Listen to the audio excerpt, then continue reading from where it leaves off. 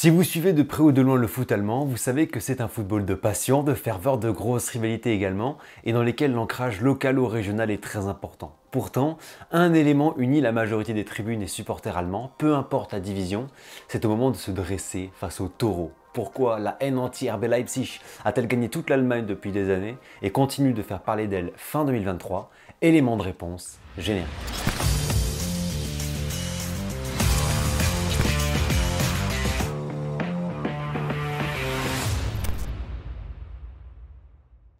Bonjour les amis, c'est Valentin, bienvenue sur l'Arena, j'espère que vous allez bien, que vous vous portez bien. Très heureux de vous retrouver aujourd'hui pour un sujet assez connu dont vous avez probablement déjà entendu parler. C'est la haine anti-RB Leipzig qui existe outre-Rhin et dont on parle encore un peu en 2023, on verra pourquoi. Avant qu'on commence, merci beaucoup pour vos retours sur le dernier Ultra et Politique sur la Giletta, ça fait chaud au cœur. Comme toujours, n'hésitez pas à liker cette vidéo, à vous abonner, activer la cloche, à partager, commenter, c'est gratuit, ça soutient la chaîne et c'est un beau cadeau dans cette semaine de réveillon de Noël.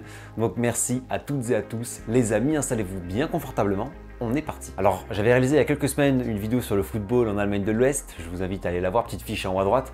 Là, on fait un petit retour avec un focus sur le RB Leipzig. Alors, Leipzig est une ville de Saxe, dont la capitale est Dresden, région frontalière de la Pologne et de la République tchèque. C'est la deuxième ville d'Allemagne de l'Est, après Berlin, et la 8e ville du pays.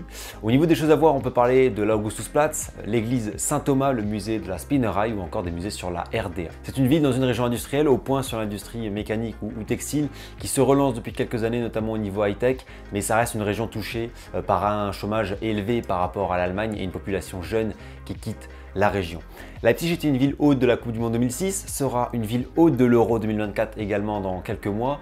Programme ultra alléchant avec 4 matchs, Croatie, Italie, Pays-Bas, France, Portugal, République tchèque avec probablement un afflux tchèque massif vu que la frontière est à 150 km. Il y aura enfin le dernier match, un 8e de finale qui pourrait être celui de l'équipe de France. Au niveau footballistique, même si son plus grand club actuel est détesté en Allemagne, Leipzig est un haut lieu du foot allemand. Le VfB Leipzig est un membre fondateur de la Bundesliga et le tout premier champion de l'histoire du foot allemand en 1903. Malheureusement, tous les clubs historiques de Leipzig ont soit disparu, soit fusionné, soit plongé dans les abysses du foot allemand, notamment le Chemie Leipzig ou Lok Leipzig qui était finaliste de la C2 en 1987, qui a incorporé la deuxième version du VfB et ces deux clubs sont en 4e division allemande aujourd'hui. Enfin bref, c'est un peu complexe de tout comprendre entre les fusions et les disparitions. Tout ça pour dire que le RB Leipzig est aujourd'hui seul sur le plan sportif de la ville. Voilà pour l'introduction, maintenant entrons dans le cœur du sujet, le RB Leipzig. On est dans les années 2000 et l'empire autrichien Red Bull, boisson énergisante, s'étend dans le monde du sport. L'objectif va être de faire du marketing sportif, création du Red Bull Salzbourg en 2005 et des Red Bulls de New York la même année que l'écurie de Formule 1 Red Bull. En 2009, Dietrich Mateschitz achète pour 350 000 € le club du SSV Markenstedt, club de 5e division allemande, basé à Leipzig, est né le RB Leipzig, RB pour Rasenballsport, sport de balle de gazon, qui reprend bien sûr les initiales de Red Bull, mais il était impossible d'appeler le club Red Bull Leipzig car une règle interdit les namings de clubs en Allemagne, sauf pour le Bayer Leverkusen, mais qui est apparu avant l'instauration de cette règle.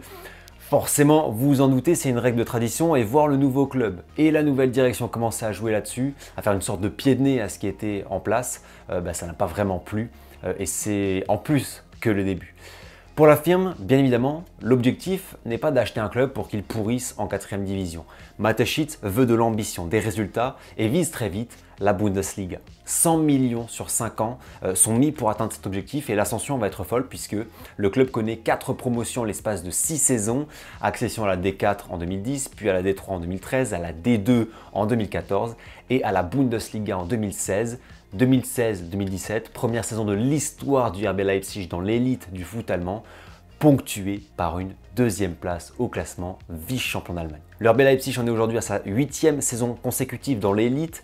La moyenne au classement sur ces 7 dernières années, c'est 3e, une réussite insolente marquée aussi chaque année par des beaux parcours européens, 5e participation en Champions League d'affilée, dont une demi-finale en 2020 contre le PSG. C'est aussi le double tenant du titre de la Pokal, la Coupe d'Allemagne. Bref, en l'espace de quelques années, Leipzig est devenu un pilier du foot allemand, une équipe dynamique, puissante, jeune aussi, 23 ans de moyenne d'âge lors de la première montée de l'histoire du club, de la D4 à la D5. Obtenir des succès passe par la formation, la jeunesse, le jeu. Elle est bien là la politique de Red Bull en matière de sport. Hasenhüttl, Rangnick, Nagelsmann ou Tedesco se sont chargés de porter une philosophie de jeu à cette politique, bien évidemment facilitée par la nébuleuse Red Bull et le grand réseau de la firme qui a permis de faire passer des joueurs au fort potentiel directement à Leipzig, de dénicher des talents et ensuite de les revendre à un prix faramineux. Werner, Keita, Konaté, Gvardiol, Szoboszlai ou Nkunku pour ne citer que.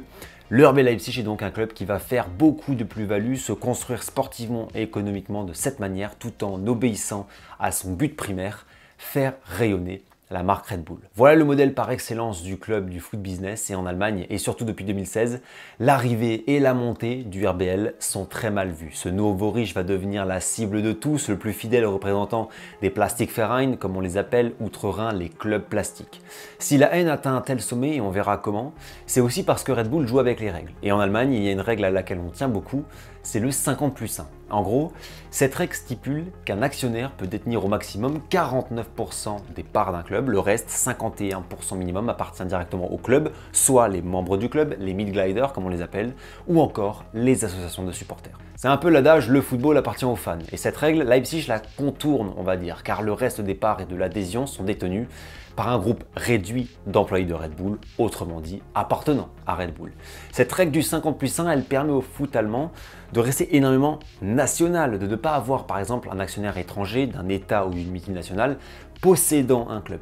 C'est ce qu'on appelle la tradition associative du foot allemand, qui permet aux supporters, aux fans, d'avoir un droit de regard, de décision au sein de l'institution.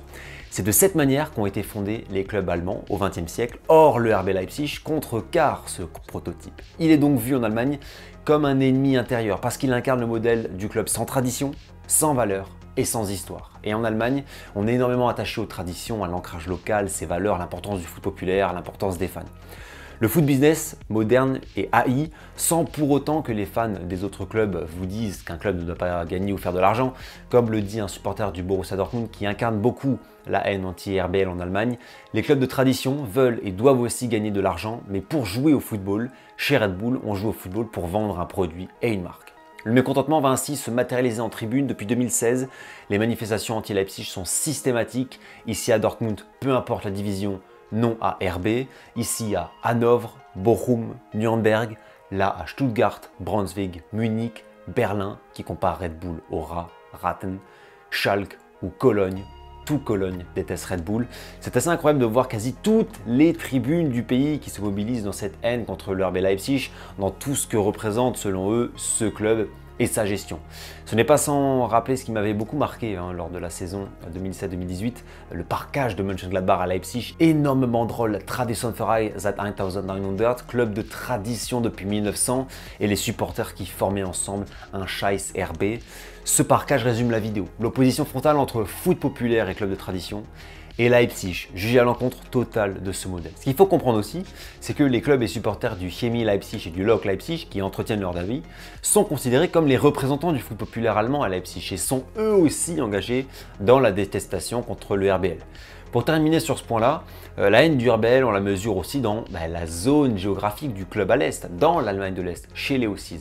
Alors les Allemands ont tous une forte identité nationale comme régionale, mais les Allemands de l'Est encore plus. Rostock, mais aussi l'Union Berlin et Dresden se sont positionnés comme des remparts contre Red Bull. Message de Dresden, on ne peut pas acheter les traditions directement visées sur Red Bull, sans oublier cette tête de taureau tranché qui avait accueilli la venue du RBL à Dresden il y a quelques années. Les ultras de l'Union Berlin sont très engagés aussi, parfois aux banderoles virulentes, déambulation dans la rue avec la banderole à Leipzig meurt le football, accompagné de croix et cercueils, ou Alle Monster müssen sterben, tous les monstres doivent mourir avec le RB dans une différente couleur pour signifier Red Bull. Il y a quelque chose de très perceptible dans cette haine anti-RBL, c'est lié à la passion et au fait que le football doit appartenir aux fans et ça ressort en cette fin d'année 2023 en Allemagne. Alors pourquoi?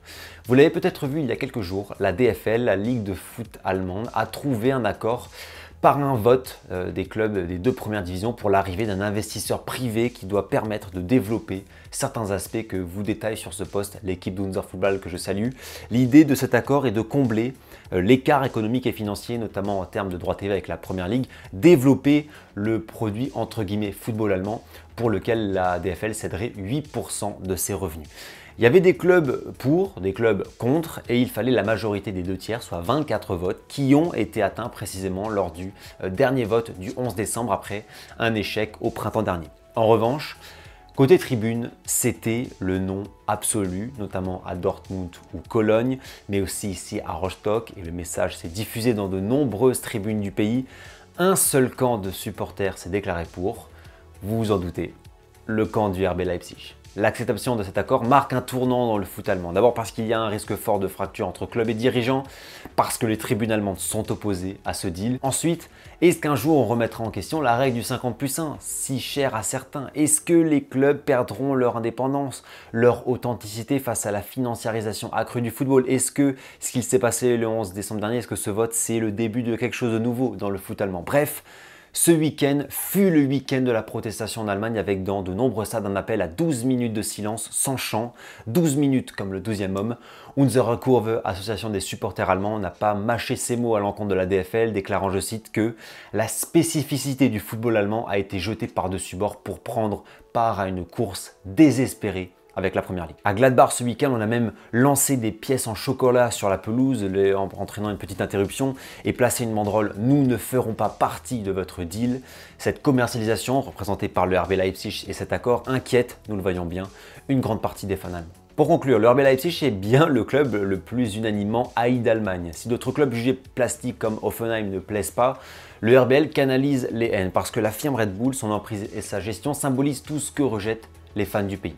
Véritable réussite sportive, financière et économique, ascension fulgurante et projet cohérent, le revers de la médiale résulte en cette détestation généralisée. Red Bull s'en fiche probablement, mais les ultras allemands restent déterminés à ne pas faiblir, et ce, même si Leipzig se montre performant pour le foot allemand au niveau européen et atteste d'un vrai modèle de succès sportif et structurel.